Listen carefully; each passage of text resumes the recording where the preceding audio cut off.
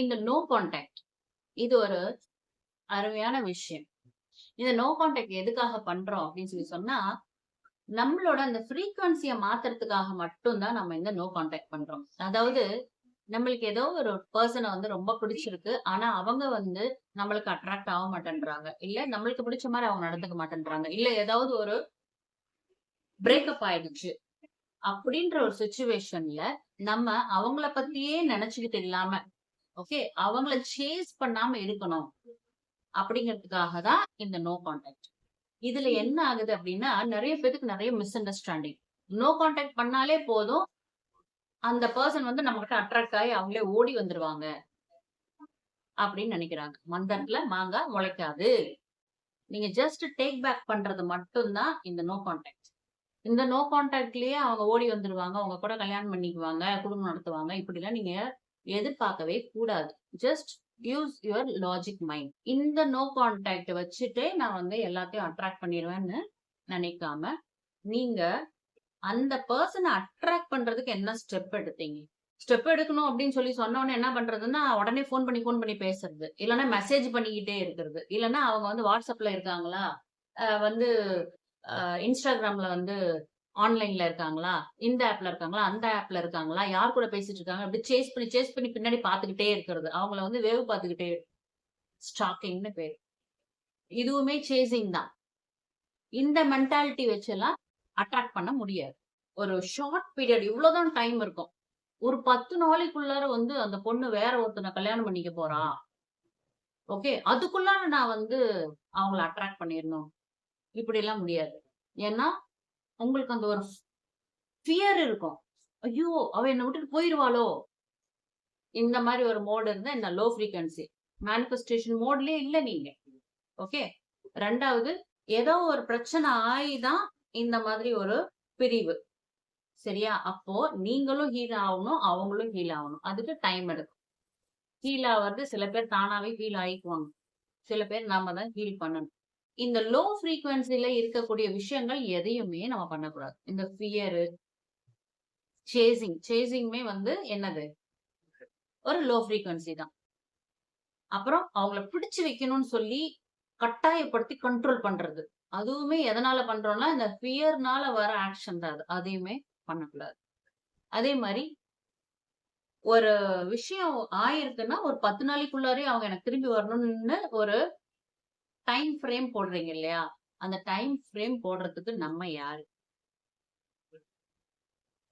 We are no one. ஓகேவா? நம்ம அந்த டைம் ஃப்ரேம் யாருக்கு போடுறோம்? நம்ம மேனிஃபெஸ்டேஷன் யார்கிட்ட பண்றோம்? நம்மளும் யுனிவர்ஸும் சேர்ந்து ஈக்குவலா 50, 50% பார்ட்னர்ஷிப்ல தான் நம்ம இந்த மேனிஃபெஸ்டேஷனே பண்றோம். ஃபுல்லா நாம மட்டும் கிடையாது. அப்போ இந்த 10 நாளைக்குள்ளார நீ பண்ணுன்னு நம்ம சொல்றோம் அப்டின்னா, நம்ம யார்ட்ட சொல்றோம்? யுனிவர்ஸ்ட்ட தான் சொல்றோம். யுனிவர்ஸ்க்கு ஆர்டர் போடுற ஒரு நிலையில நாம இருக்கோமா? சோ இந்த 10 டேஸ்க்குள்ளார, 5 டேஸ்க்குள்ளார அப்படி சொல்லி நம்ம வந்து மேனிஃபெஸ்டேஷன் பண்ண முடியாது. அது டிமேனிஃபெஸ்டேஷன் தான் ஆகும். ஏன்னா நம்ம லோ ஃப்ரீக்வன்சில ஒரு கட்டாயப்படுத்துதல். எனக்கு நடந்தே ஆகணும்னு ஒரு பிடிவாதம். பிடிவாதத்துக்குள்ள என்ன இருக்கு? ஈகோ இருக்கு. எனக்கு நடந்தே ஆகணும். எனக்கு நடந்தே ஆகணும்னு சொல்றதுக்கு நம்ம யாரு? அதுக்குள்ளார ஈகோ தானே? இந்த மாரி லோ ஃப்ரீக்வன்சில இருந்துகிட்டு நம்ம எப்படிங்க மேனிஃபெஸ்டேஷன் பண்ண முடியும்? ஏன்னா, அந்த சப்கான்ஷியஸா தான் நம்ம இந்த கார் ஓட்டுறது, பைக் ஓட்டுறது, ஸ்விம்மிங் பண்றது, சமைக்கிறது எல்லா ஒர்க்கும் பண்ற மாதிரி, இந்த சப்கான்ஷியஸா தான் இந்த லவ்வுமே நம்ம பண்றோம். எல்லா வேலைகளுமே சப்கான்ஷியஸா தான் பண்றோம். அப்போ அந்த சப்கான்ஷியஸ் மைண்ட வந்து அப்படியே மாத்துறதுக்கு பயிற்சி தேவை. அவங்கள பத்தி திங்க் பண்ணாம, அவங்கள சேஸ் பண்ணாம, அவங்க தான் வாழ்க்கைன்ட்டு இல்லாம, ஓகே. இப்படிதான் இருக்கணும்னு இவங்க சொல்றாங்களா, அது உங்களுக்கு புரிஞ்சிருக்கு. உள்ளுக்குள்ள இருக்க சப்கான்ஷியஸ் மைண்டுக்கு புரிய வைக்கிறதுக்கு கொஞ்சம் டிங்கரிங் தேவைப்படும். ஓகேவா? அந்த பயிற்சிய நீங்க வந்து உங்களோட சப்கான்ஷியஸ் மைண்டுக்கு குடுக்கும்போது, அது என்னன்னா மாற ஆரம்பிக்கும். மாற ஆரம்பிக்கும்போது என்ன ஆகும் அப்படின்னா, நீங்க ஃபர்ஸ்ட் மாறிடுவீங்க. எப்போ உங்ககிட்ட மாற்றம் இருக்கோ, ஆட்டோமேட்டிக்கா அவங்க கிட்ட மாற்றம் வரும். நம்ம கிட்ட எப்ப சேஞ்சஸ் இருக்கோ, அப்போ அந்த டைம்ல நம்ம மேனிஃபெஸ்ட் பண்ணணும். இது வந்து ஒரு பயிற்சி மூலியமா தான் நீங்க போணும். சப்கான்ஷியஸ்லி ஃபர்ஸ்ட் ஹீல் ஆகணும். சப்கான்ஷியஸ்லி இது எல்லாத்தையுமே நம்ம பயிற்சி மூலியமா நம்மள எல்லாத்தையுமே கிளீன் பண்ணி, ஹீல் பண்ணி நம்மள ஃபர்ஸ்ட் நம்மளுக்குள்ளார ஒரு மாற்றத்த கொண்டு வந்து, நம்மள வந்து அந்த மேனிஃபெஸ்டேஷன் பண்ணக்கூடிய ஒரு தகுதி நிலைக்கு நம்மள வந்து உயர்த்தி கொண்டு வந்து, அதுக்கப்புறம் நம்ம அத மேனிஃபெஸ்டேஷன் பண்ணோம் அப்படின்னா, கரெக்ட்டா கிளிக் ஆகும். அப்போ நெறைய மெடிடேஷன் பயிற்சிகள் மூலமாவும், அவங்க ஆழ் மனசுக்குள்ளார போய் நம்ம பேசணும். இதுதான் மெத்தடுன்னு நான் சொல்லல. இது வந்து one of the method I am telling you. ஓகேவா? சில பேருக்குலாம் பார்த்தீங்கன்னா, அந்த ரெசிஸ்டன்ஸ் இருக்கும். அவங்களுக்குள்ளாரயே, மைண்டுக்குள்ளார. அவங்க என்ன பண்ணாலும் சரி நான் போவே மாட்டேன் அப்படின்னு. அந்த மாரி இருக்கவங்கள அவங்கள அட்ராக்ட் பண்றதே ரொம்ப கஷ்டம். ஏன்னா, அவங்க ஒரு இன்டென்ஷன் வச்சுட்டாங்க.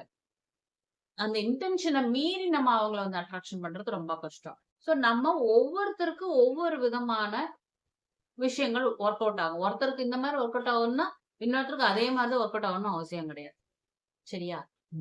சோ நம்ம இதெல்லாம் பார்த்து தான் நம்ம புரிஞ்சுக்கணுமே தவிர, ஜஸ்ட் நான் YouTube வீடியோ பார்த்தேன். நான் வந்து நோ கான்டாக்ட்ல வந்து என் புருஷன விட்டு நான் வந்து நோ கான்டாக்ட் சொல்ல சொல்லி சொன்னாங்க. அதனால நான் வந்து என் புருஷன விட்டு நான் தள்ளி இருக்கிறேன்.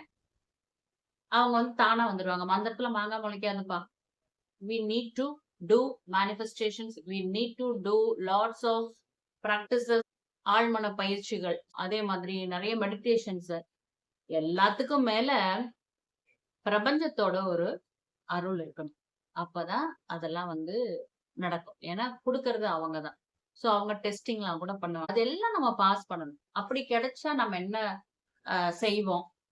ஓகே. அப்போ அதுக்கு தகுந்த மாரி சின்ன சின்ன விஷயங்கள்லாம் நம்மளுக்கு நடத்தி குடுத்து, நம்மளோட உணர்வுகள அவங்க செக் பண்ணுவாங்க. அதுல எந்த மாதிரி அவங்க வந்து யுனிவர்ஸ் செக் பண்ணுவாங்க நம்மள, எப்படி டெஸ்ட்லாம் பண்ணுவாங்க. அதெல்லாம் அடுத்த வீடியோல பார்க்கலாம். அதே மாதிரி ஏதாவது ஒண்ணு செட் ஆவாது அப்படின்னாலும் யுனிவர்ஸ் சொல்லிடுவாங்க. ஓகே. அந்த மாதிரி நெறைய விஷயங்களும் நம்ம கிளாஸ்ல நடந்திருக்கு. நெறைய பேர் வந்து ஆ நெகட்டிவ் பீப்பிள வந்து அட்ராக்ட் பண்ணிட்டு தெரியாம போய் விழுந்து, அப்ப அவங்க அதுக்குள்ள இருந்து வெளிய வந்தது. அந்த மாரி நெறைய சக்சஸ் ஸ்டோரீஸ் இருக்கு. இப்போ தே ஆர் வெரி ஹாப்பி. நல்ல வேளை நான் அந்த மாரி ஒரு பெர்சன் கிட்ட போய் மாட்டல. அப்படின்னு அவங்க வாயில இருந்தே சொல்லக்கூடிய அளவுக்கு அவங்களுக்கு ஒரு மனசு பக்குவம் கொண்டு வந்து எத்தனையோ கேஸஸ் இருக்கு. அதே மாரி நெறைய பேத்து சேர்த்தியும் வச்சிருக்காங்க. நெறைய பேர் வந்து அவங்களே ஏமாத்துறாங்கன்னு கூட தெரியாம போய் விழுந்து, அதுக்கப்புறம் அவங்களுக்கு வந்து நம்ம கிளாஸஸ்ல வந்ததுக்கு அப்புறம் ஞானம் பொறந்தவங்கலாம் நெறைய பேர். நெறைய type of manifestation success are there. Not only for relationship. எல்லா விஷயத்துக்காகவும் பணம், ஜாப் அந்த மாரி எந்த விஷயமா இருந்தாலும் அட்ராக்ட் பண்றதுக்கு நீங்க இந்த கிளாஸஸ்ல ஜாயின் பண்ணுங்க. It is very, very useful classes for your life. Law of attraction life கோச்ல நீங்களும் ஜாயின் பண்ணி, இந்த மாதிரி உங்களோட ஸ்பெசிபிக் பர்சன் யாரையாவது நீங்க அட்ராக்ட் பண்ணணும் அப்படின்னு ஆசைப்பட்டீங்கன்னா, இந்த வாட்ஸ்அப் நம்பருக்கு மெசேஜ் பண்ணி டீடைல்ஸ் வாங்கி ஜாயின் பண்ணிக்கோங்க. கால் பண்ணாதீங்க. சப்ஸ்கிரைப் பண்ணாதவங்க சப்ஸ்கிரைப் பண்ணிட்டு, ஹைப் குடுங்க. லைக் குடுக்குறீங்களா? அதே மாரி லைக் குடுத்தோனே ஹைப்ன்னு ஒண்ணு வரும். அத பிரஸ் பண்ணி ஹைப் குடுங்க. அப்பதான் நெறைய பேத்துக்கு நம்மளோட வீடியோ வந்து ரெக்கமெண்டேஷன்ல போகும். அடுத்த வீடியோல பார்க்கலாம்.